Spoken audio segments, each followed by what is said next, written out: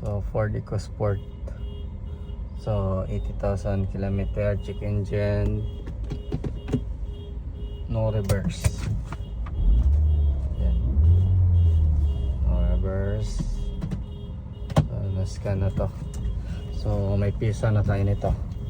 So this unit is ano to?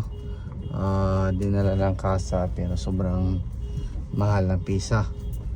So nag-decide yung customer na dito dalhin sa atin. So meron na tayong pisa nito. So kung kailangan nyo ng piyesa dito sa Davao ng ganito na mas mura, so pwede tayo, order basis tayo.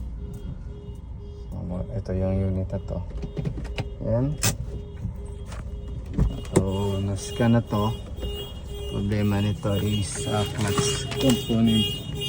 Yan. So ito na yung tirahin bukas.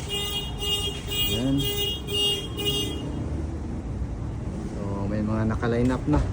So bisa bukas meron ng naka-line up 63, 64B, 64B, Ford,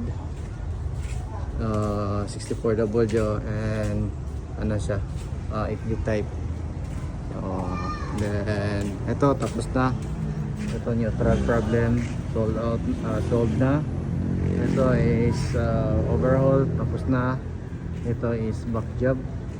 So ito is recondition eh. Tapos yan is waiting sa customer ano yung decision nila. Then meron pa tayong drop side dun sa hat. So yan yung mga ano natin titirahin. So bukas marami pang papasok.